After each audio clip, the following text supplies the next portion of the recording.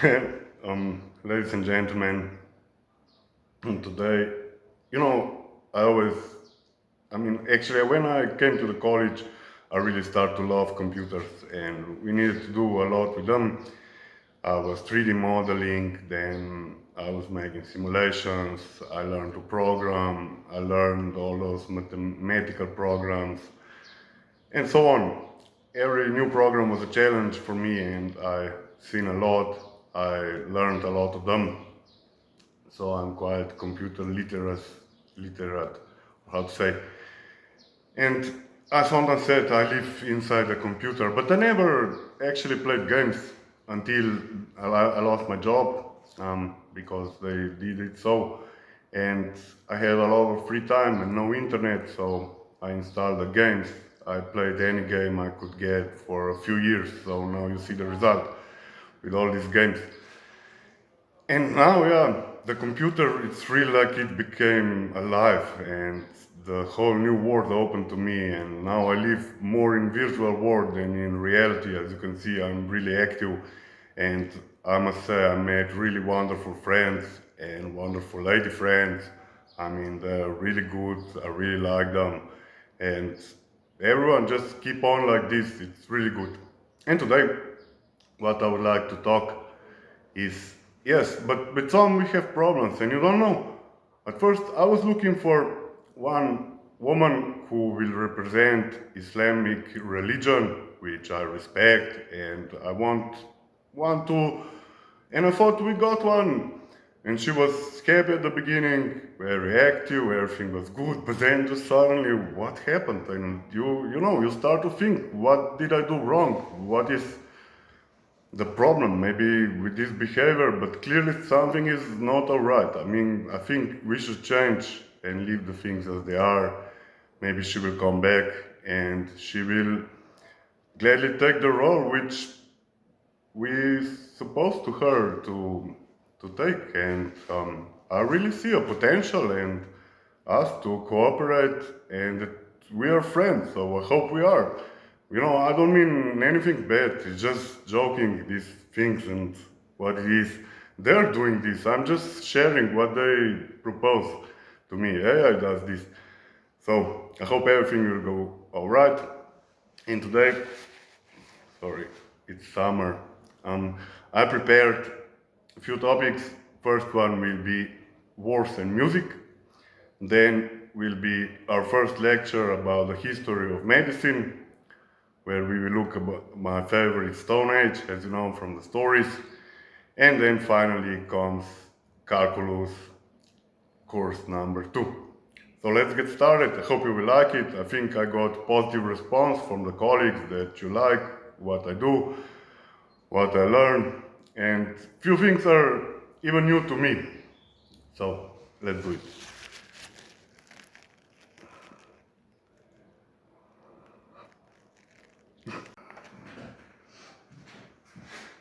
So you chose this shirt for me. I thought I looked like selling in some store, but I respect every job. Even here, when I come in the afternoon at the college, usually there are ladies for cleaning, and I always say hi to them. So every legal job should be respected. And what we have, music and war might seem like an odd pair. One is about harmony, while the other is about chaos. But throughout the history, music has been essential to an army as its weapon. And it wasn't just for entertainment, it was a high-stakes tool for communication, psychology, and survival.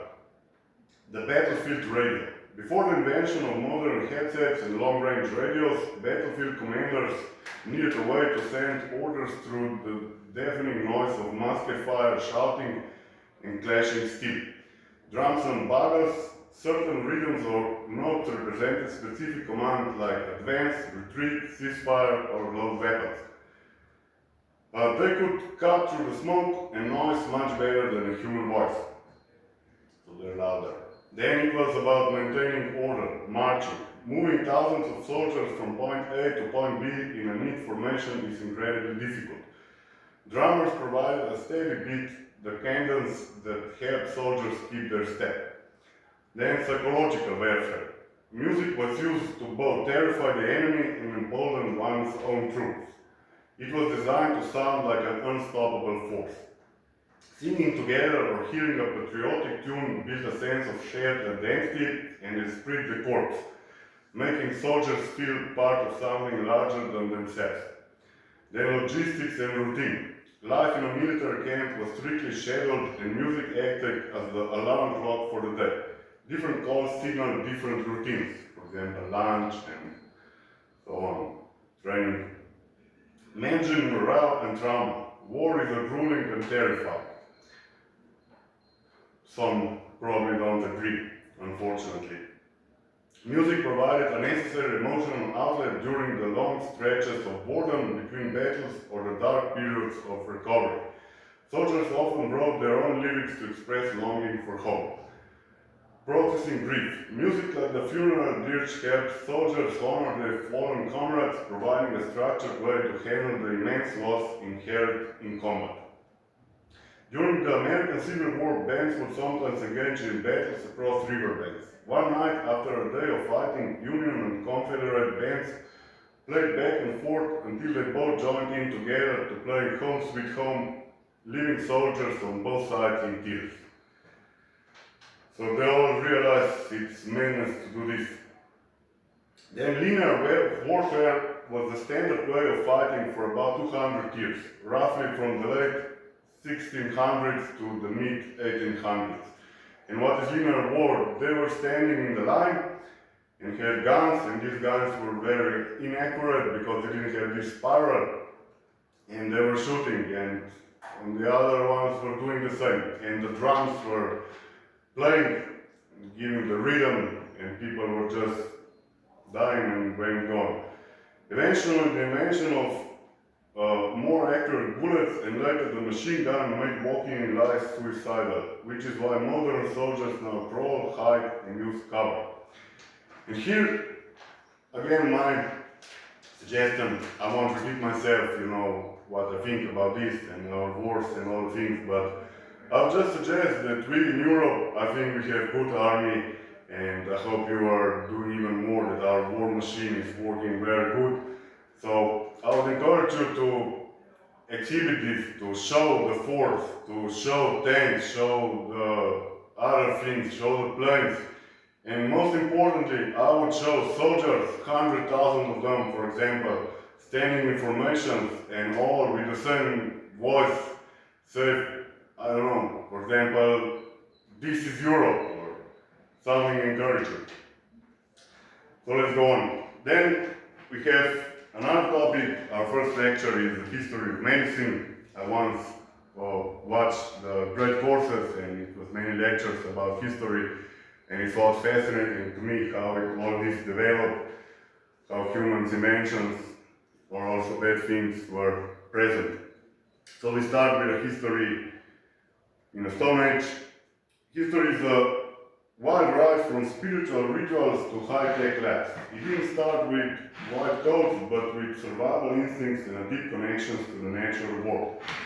Medicine in Stone Age. In Paleolithic, Old Stone Age, and Neolithic, New Stone Age eras was a blend of empirical observation, trial and error, and supernatural belief.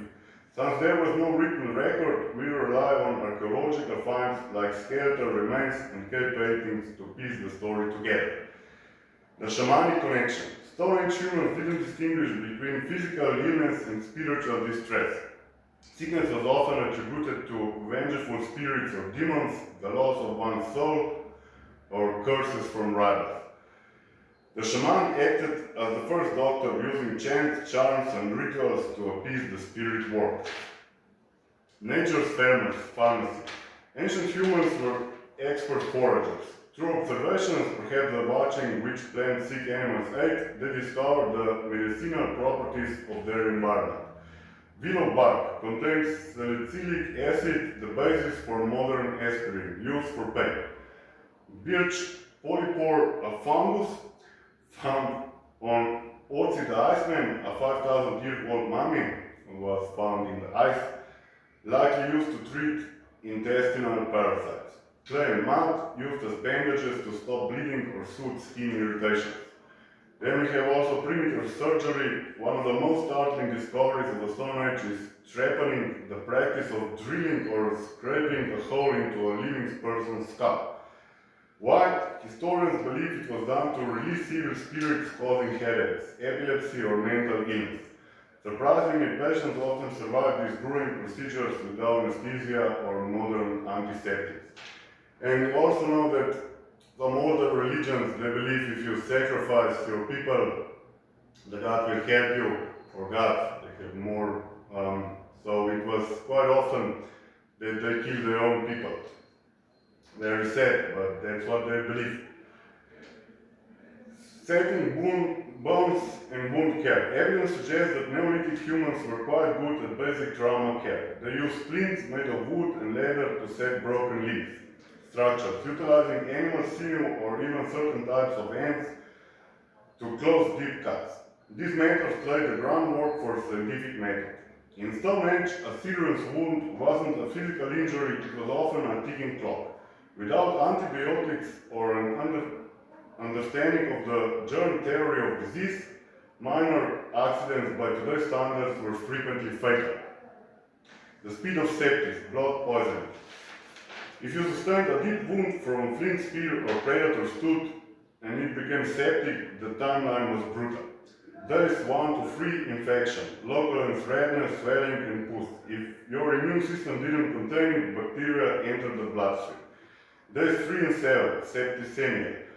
Once the infections went systemic, you would develop a high fever, rapid heart rate, and extreme lethargy. The end. Without intravenous fluids or antibiotics, death usually occurred within 5 to 10 days of the initial injury as the organs began to fail. Septic shock. Dental abscess. Although they had good teeth, because they didn't have sugar as we do today, in the Neolithic era, as humans started eating more carbohydrates, grains, tooth decay skyrocketed. A simple cavity could lead to an abscess. If the infection reached the jumbo or the bloodstream, it could kill you in weeks. There were no root canals, just extracting the tooth with a stone tool, which often introduced more bacteria. Waterborne pathogens like cholera or dysentery were lethal. Childbirth and childbed fever. Puerperal fever, sepsis after childbirth, was the leading killer of women. If bacteria were introduced during labor, a mother could go from healthy to death in less than a week. Survival statistic. People lived on average 30 to 40 years. This is a bit of statistical trick, because a huge percentage of children died before age 5 due to infection or malnutrition. This drags down the average life expectancy. In the Stone Age, humans managed to survive childhood and avoided a major infected wound or a broken femur. They could actually live into their 60s or 70s. Yeah, it's fascinating how much we rely on the invisible shield of modern medicine. You know, in mathematics it's really good because you accumulate the knowledge and you are upgrading all the time. So the things that you know from before, you just keep on going and they start to connect, and with other subjects they start to connect. So at some point you really start to like it and you take it as a challenge. So first I would like to touch this first example that we did, that there are 120 more girls than boys, and there are 60% girls and 40% boys. You can solve it also like this, that you say 120 is related to 60% minus 40%, which is 20%, and 100% is 5 times 20%, so 5 times 120 is 600. Maybe even more elegant. And then we had also the relation quotient, and we said that x and y are not 0 or infinity, but it's better to do like this, that they're positive or they're both negative. But let's say like this, and then we had this x divided by y to the power of infinity, and it stays the same as we did. But now what if here is minus? If here is minus, then we get the same 0 if x is less than y, we get undefined if x is y, and undefined if x is greater than y. And why is that? Because the series is alternating. And we don't know if we say minus a to the power of 2n, which is even, is always a to the power of 2n, and minus a to the power of 2n minus 1 is minus a to the power of 2n minus 1. So alternating, it goes something like this. That's corrections. And now functions are fundamental to calculus, of course, and to all mathematics. A function is actually a machine that takes input x, performs a specific process, and gives output y. And we can draw this like x goes here, and here we have function f of x, and we get y as output. And here is out, and here is in. In mathematical definition, a function is a relation between a set of inputs or domain and set of outputs, codomain or range. And we have exclusivity. For every input you must get exactly one specific output in this domain. And domain and range are simply, if we have here one function that is defined from here to here, then this is domain and this is range. Nothing particularly. And we will always write here y and here x, so we won't bother to write them because it will be obvious and to save time. Now, given two functions f of x and g of x, then the following rules apply for some constants alpha and beta. It's a picture, and these rules are the same for vectors, which will be important later when we come to them. And now, we have injective, surjective, and bijective functions. And we will have set A and set B. And let's draw here 1, 2, 3, 4 points. And here 1, 2, 3, 4. And we go like here, and here, and here, and here. And this is not a function, because of this part and this part. It can go on 2, and this set A, and this set B, and it can be left alone. So this is vertical test, vertical line test. If you have something like this, for example, and you put here vertical line, you get more crossings, so this is not a function. Then general function can be drawn like this. 1, 2, 3, 4, 5 now. 1, 2, 3, 4, 5. It's like this. Something like this. And this example would be x squared polynomial. This is general function. And here again a and b. Then, and here we can have a, can have many b. Then here we say b can have many a. And now b can have many a. And we have 1, 2, 3, 4. 1, 2, 3, 4, 5.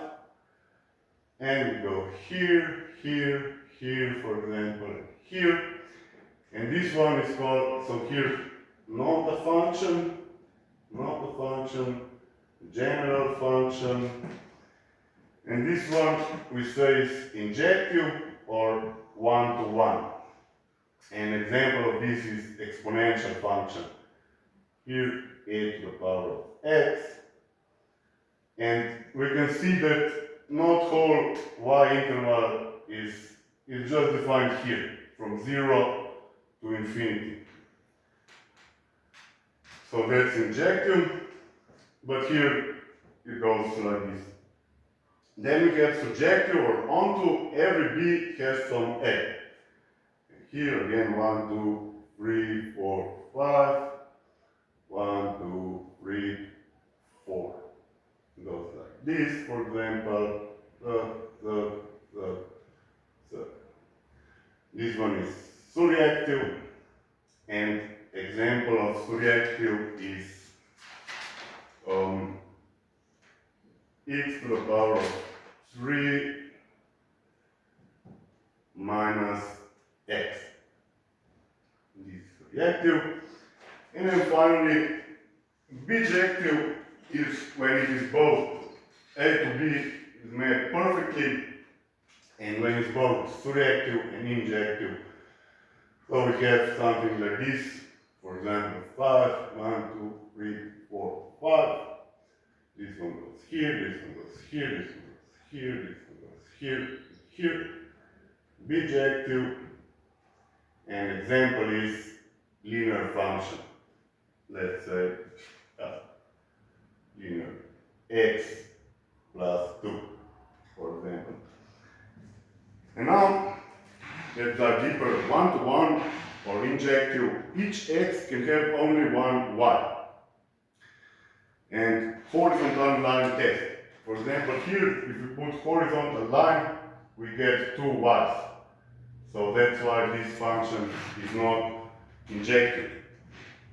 And algebraic test is that f of a is equal f of b, then a must be equal b, and not a is plus minus b. Then function must be one-to-one to have inverse. Monotone function is either always increasing or decreasing in one-to-one. Then surjective. If every single element in the target set B is reached by at least one input from A, range must be equal codomain, there are no leftover Y values. So for example, this is bijective, horizontal line test is only 1 point, but it's not, here is surjective, horizontal line, it can have more, but here is whole interval from minus infinity to plus infinity. Here infinity, here infinity. And finally, bijective is both. Every x maps to exactly one y and vice versa. Perfect one-to-one pairing. Only function that has perfect inverse function and it's invertible. Now, analogy. Imagine you have a room of x people and y chairs. Injective is that no two people sit on the same chair, but some chairs may be empty. Surjective. Every chair has at least one person sitting on it. Bijective. Every person has one chair and every chair has exactly one person. Injective is technically invertible only if you shrink the target set to match the range. For example, this one is injective from 0 to infinity, you can say, but not on the whole range as here. And bijective is perfectly invertible. And now we have explicit, implicit, and parametric form. Explicit, implicit, parametric form. And most common is explicit. Y is isolated, and this is a function you know. Y is f of x. This is explicit form. And for every x there is exactly one y. Positive is that it's easy to graph and calculate the rate of change, derivative. And negative thing is cannot easily describe shapes like circles or vertical lines. Then we have implicit. Implicit, an example of this is y1 is squared r squared minus x squared, and y2 is minus square root r squared minus x squared. Then implicit, x and y are mixed together. Relations in the line suggested but not directly expressed. Pros can describe complex shapes and closed curves that explicit cannot. A negative, harder to solve for a specific variable or to visualize without rearranging. It's in general not a function, but rather a relation. And here we say x squared plus y squared is r squared. Okay, implicit and parametric. This form introduces a third variable, usually time t or angle theta. Instead of y depending on x, both depend on t. So we have x is some function f of t and y is some function g of t. Is not a function in sense f of x, but rather two or more functions in more dimensions. Each value t maps to unique coordinate x, y. This allows paths to cross itself or form loops. Positive, excellent for describing motion in physics and drawing complex paths. Negative, require managing three or more variables. An example, r times cosine t and r times sine t. And in all these three cases, as I gave examples, we have described actually a simple circle with radius r. Here r, and here we needed to define, if we get vertical test, here are two lines and it wouldn't be a function. So that's why we defined y1 is this one on half of this, and y2 is the lower half. And this x squared plus y squared is r squared describes the whole circle and these equations as well. So now we can extend this and we can form actually a vector, and we say x vector or x like this. You know, I write it like this. Can be actually x1 of t to xn of t. And this space is n-dimensional.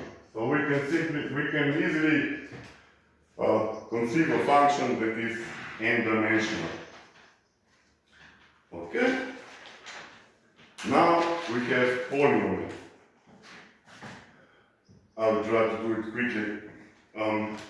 Fundamental theorem of algebra. Every non-constant polynomial of degree n has exactly n roots in complex number system.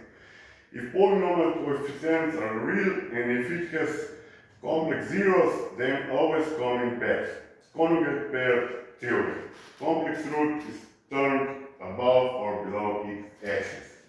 So you have imaginary and real, you know this. You get here, and this one is a plus ib, and this one is a minus ib. This and general formula for polynomials is actually f of x is sum, k is 0 to n, ak x to the power of k, and this is an x to the power of n plus an minus 1 x n minus 1 plus dot dot dot plus a1x plus a0 is the general formula of polynomial. And we have, if we have even polynomial, then f of minus x is the same as f of x. An example is x squared or x to the power of 4 minus 3x squared plus 2, and you see that we only have even powers, and odd is when f of minus x is minus f of x. Example, cubic polynomial or x to the power 5 to the 5th power minus 4 x to the power 3, and here only x to n minus 1. Like this, and a0 shifts polynomial up or down, or actually any function. And where should we draw it?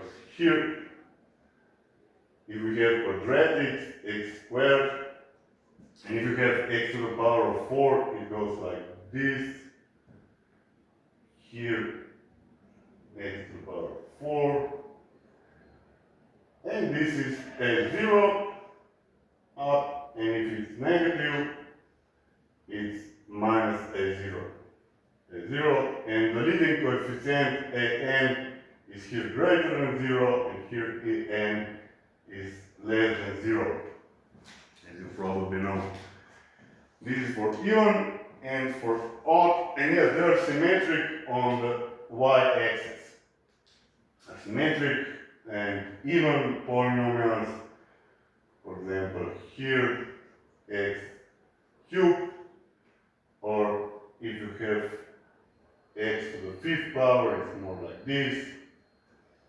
These are symmetric on rotational symmetric. If you rotate them 180 degrees or 2 pi in radians, you get the same shape. And if it's negative, you know that it goes from here, like this. Here is again this, and this one is x minus x to the third power. Okay, f of x is 0. F of x is 0 is the only polynomial which is odd and even at the same time. Then we have mixed type, no symmetries, and leading term an still dictates the shape. So if n will be even, it will have like this shape, either this or this, and it will be odd, it will have either this or this. And examples, let's draw some. Here, 2x to the power of 3 plus 2x squared looks like this. Here is 2. Then we have here one goes like this. This is x to the power of 4 minus 3x squared plus 5. It's like this. And here is 5, I guess. And you should try and plot them in computer. Nowadays we have computers and you can play a little bit with functions, draw many, the same on graph. You can add them, subtract them, multiply them, whatever you want. So you will see how they behave. And you can either use Mathematica, Maple, Matcat, Python, or even AI. If you write in AI, but you need x squared to write in like in computer. X squared to write like this, x squared 2, and the root you write sqrt and then brackets in here. That's how you write equations. And it will draw you. It's really good tool. Amazing. And this is also from AI, most of it. And now, even and odd decomposition, every polynomial we can decompose to odd or even part, like this, plus fx minus f minus x. If you add this together, you will get f of x, and this one is even, and this one is odd. Like this. And now, if you shift left, right, turns even or odd polynomial into mixed type. For example, g of x is f of x plus minus a. And it breaks the symmetry. And we can write them here, like this.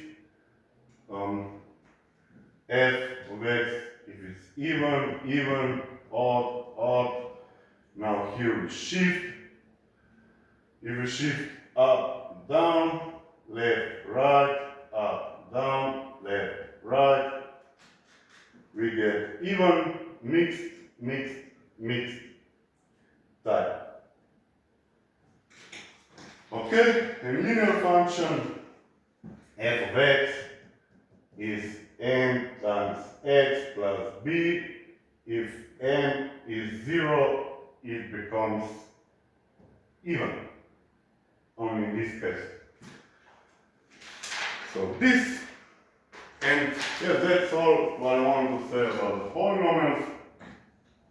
I know it should be Yes, I think I will end up here, and later in next lecture we will come to limits and derivatives, nothing particularly hard. So let it be this for today. I hope you like it, that it was useful, maybe it was something new. So thank you for your attention, ladies and gentlemen, and see you soon.